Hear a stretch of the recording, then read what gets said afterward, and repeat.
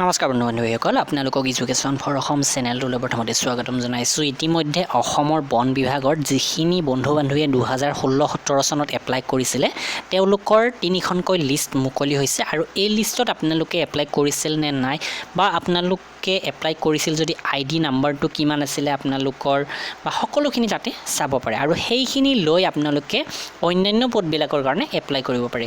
Forester কাৰণে কৰিব পাৰে, ড্ৰাইভাৰৰ কাৰণে কৰিব পাৰে, কাৰ্পেণ্টাৰ বা অন্যান্য পদৰ কাৰণে কৰিব পাৰে। তো এই ভিডিঅ'টোত আমি গোটেইখিনি আলোচনা কৰিম A to Z।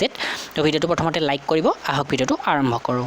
আৰু আপোনালোকে অসম ফৰেষ্টৰ কাৰণে এই কিতাপখন কিনি ল'ব পাৰে অনলাইন অৰ্ডাৰ কৰি। শেহতীয়াকৈ মুকলি হৈছে য'ত আপডেটেড অসম GK আদি কৰি বিভিন্ন ধৰণৰ কাৰেণ্ট এফেয়াৰ প্ৰশ্ন উত্তৰ আছে। তো আপোনালোকে ডেছক্ৰিপশ্যনৰ লিংকৰ পৰা এইখন সোনকালে কিনি ল'ব। এতিয়াই কিনিলে আপোনালোকে যথেষ্টখিনি ডিছকাউণ্ট পাব।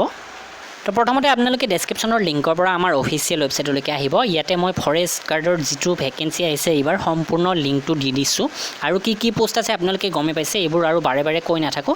আৰু আপোনালোকে একেবাৰে তললৈকে যাব আৰু ইয়াতে এপ্লাই অনলাইনৰ লিংকটো পাই যাব। তো ইয়াতে আপোনালোকে ক্লিক কৰি দিব। লগে লগে আমি অন্য এটি পেজলৈকে যাম যিটো অসম পুলিচৰ অফিচিয়েল ৱেবছাইট হয় আৰু ইয়াতে বৰ্তমান যিটো click here to apply online লিংকটো আছে এইটোত ক্লিক কৰি দিব আপোনালোকে। আৰু ইয়াতে লগে লগে এখন চাৰ্ট আহিব, সুধিছে ইয়াতে যে আপুনি পূৰ্বৰ বিজ্ঞাপন অনুসৰি 2016 ডিচেম্বৰ মাহত যিটো ওলাইছিলে এপ্লাই কৰিছিলে নেকি বনৰক্ষী বা কাঠমিস্ত্ৰী পদত।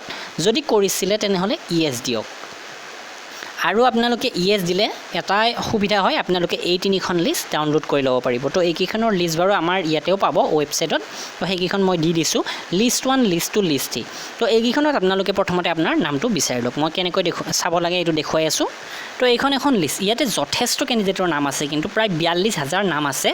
3খন লিষ্ট আছে তেনেকৈ প্ৰায় 1 লাখৰ ওপৰত কেণ্ডিডেটৰ নাম আছে। তো সকলোৱে চাওক নতুন পদত এপ্লাই কৰে নকৰে পিছৰ কথা, আপোনালোকে আপোনাৰ ইনফোখিনি আপডেট কৰি ল'ব পাৰিব।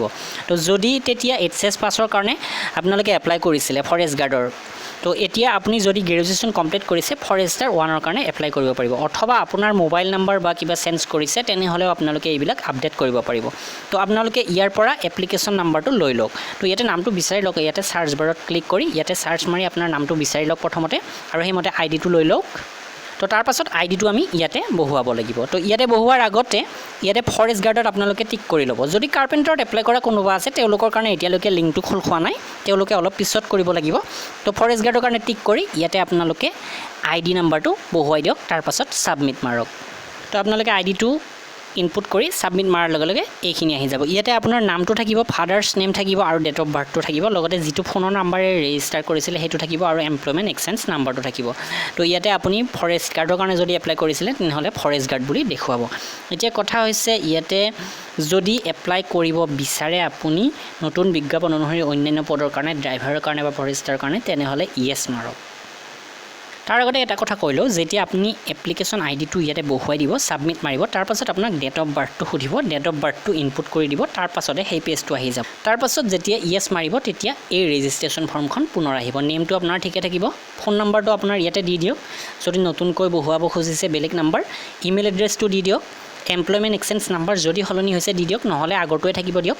এতিয়া মিনিমাম কোৱালিফিকেশ্যন আগতে দিয়া গৈছিলে HS, যদি আপুনি গ্ৰেজুৱেশ্যন কমপ্লিট কৰিছে তেনেহ'লে ইয়াতে গ্ৰেজুৱেশ্যন দি দিয়ক আৰু কাষ্টটো দি দিয়ক, আপোনাৰ কি কাষ্ট হয়, OBC জেনেৰেল নে কি হয়, ডেট অফ বাৰ্থটো বহুৱাই দিয়ক, তাৰপাছত ৰেজিষ্টাৰত ক্লিক কৰি দিয়ক। লগে লগে আপোনাৰ এটা নতুন ৰেজিষ্ট্ৰেশ্যন আইডিও আপুনি লাভ কৰিব। তো ইয়াৰ পিছতে এই স্ক্ৰীনখন আহিব আৰু ইয়াতে যিখিনি প্ৰচেছ, এইখিনি প্ৰচেছ ইয়াৰ আগৰ ভিডিঅ'টোৰ লগত একেই। আপোনালোকে ইয়াৰ আগৰ ভিডিঅ'টো চাব আৰু তাত গোটেই প্ৰচেছখিনি পাব। ঠিক তেনেকুৱাকৈ আপোনালোকে পিছৰখিনি এপ্লাই কৰাত সুবিধা হ'ব। ফটো আপলোড কৰা বা অন্যান্য সকলোবিলাক ইয়াতে আপোনালোকে ইজিলি পাৰিব। তো ফাইনেল ছাবমিট কৰাৰ পিছত আপোনালোকে OTPটো ইয়াতে ইনপুট কৰিব লাগিব। আপোনাৰ মোবাইল নাম্বাৰটোত OTPটো আহিব আৰু ইয়াতে ইনপুট কৰি ছাবমিট মাৰি দিব আৰু সেইমতে ইয়াতে আপোনাৰ এপ্লিকেশ্যন ফৰ্মখন আহি যাব। ইয়াতে ডাউনলোডত ক্লিক কৰি ডাউনলোড কৰি ল'ব।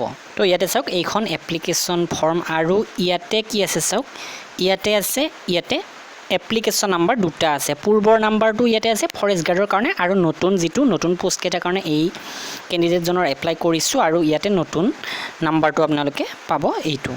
তো এইদৰে আপোনালোকে ফৰেষ্ট গাৰ্ডৰ কাৰণে বা বৰ্তমান আগতে যদি ফৰেষ্ট গাৰ্ডৰ কাৰণে এপ্লাই কৰিছিলে মোবাইল নাম্বাৰ চেঞ্জ কৰিব পাৰে, অথবা আপোনাৰ কোৱালিফিকেশ্যনটো চেঞ্জ কৰিব পাৰে এই সকলোবিলাক কৰিব পাৰে যদি কিবা অসুবিধা পায় আপোনালোকে মোক ফেচবুকত কন্টেক্ট কৰিব ডেসক্ৰিপচনত মই ফেচবুকৰ প্ৰফাইল লিংক দি দিছোঁ পাৰ্সোনালি আপোনালোকে মোক মেছেজ কৰিব পাৰিব তাতে ধন্যবাদ